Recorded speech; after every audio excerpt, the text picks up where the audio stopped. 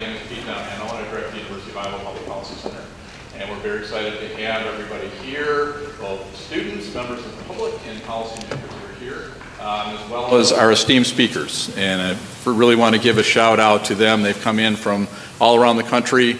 Not something that's easy to plan to do, coming to Iowa in December and not knowing what you're getting into. And this afternoon, they've got a lot of pressure because the morning session was great.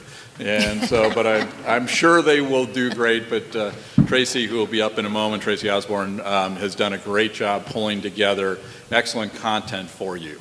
As we get started, I want to give a thanks to, first, our financial co-sponsors for the event, the Department of Political Science, the Department of Communication Studies, Journalism and Mass Communication, the Obermann Center for Advanced Studies, and the School of Urban Regional Planning. We have two partners for the event, and that's the Hoover Presidential Library and the Hoover Presidential Foundation, which Jerry Flegel is here from the foundation, and we really appreciate their partnership. And if you're not aware, we recently did an event with them on the history of the Iowa caucuses that's going to be on C-SPAN sometime in December, and we're hoping to also be able to get a copy of that and put that on our website. Great content, both from political operatives who have been involved in campaigns in Iowa for many, many years, as well as people in the media that have covered it. And it's really interesting and sort of fun stuff. Then we've got a number of in-kind sponsors who really helped us get the word out, and the reason that some of you are here that also want to give a little shout out to the Associate Provost for Outreach and Engagement, their office, Progress Iowa, the College Republicans, the Johnson County Republican Central Committee, No Labels Iowa Hawkeye Chapter, the Office of the Provost, the Iowa State Democratic Party, who is helping get the word out. They're not an official co-sponsor because they don't do that. Same with the State Republican Party, but the Johnson County Democratic Party is. We have the Johnson County League of Women Voters, who this really is something that obviously fits very well with what they do, and the Johnson County Board of Supervisors, as well as our planning committee for this event, who is made up of people not just from across campus, but also outside, who did a great job of helping guide a number of these events that are a part of what we call our run-up to the Iowa Caucus series.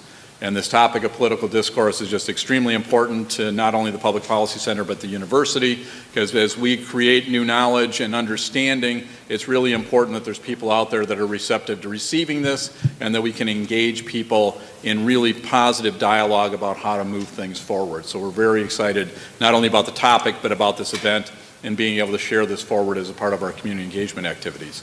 Also, a shout out to our team at the Public Policy Center, Leslie Gannon, our Community Engagement Coordinator, and Alex Sokolsky, our IT Director, and Chrissy Fitzpatrick, the Assistant Director, for all the work that they did pulling this together, and they did a great job.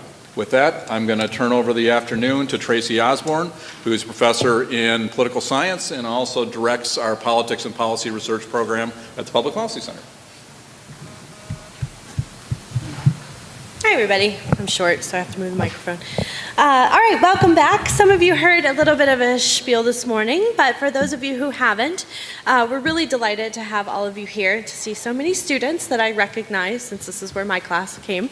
But we're really happy to welcome you back, and again, the idea of this symposium is really that it inspires information, learning, and debate among those who attend. And so we really encourage you to ask questions. We've allotted quite a bit of time for questions to the panelists after they're done. And if you look at the end of your rows, there's pens and note cards. And so if you have a question you want to jot down, jot it on the card. We'll come around and collect them. And our moderator, who's right in front of me, was going to go through those so that everyone can hear pretty well. So that's really all I have to say, but we're really excited to see such a lovely crowd here, and we hope you enjoy it.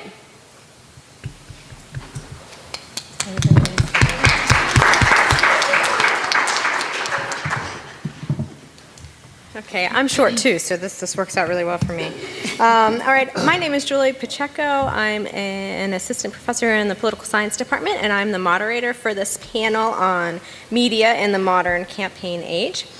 So our first speaker is Margie Hershey, and she's going to give an overview for us.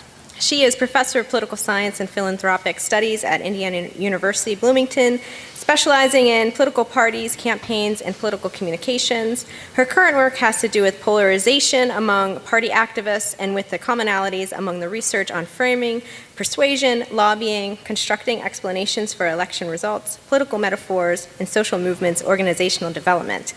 That was a mouthful. And she is really one of the sweetest people I've ever met in the profession. So, Margie, happy to have you here, and I will turn it over to you.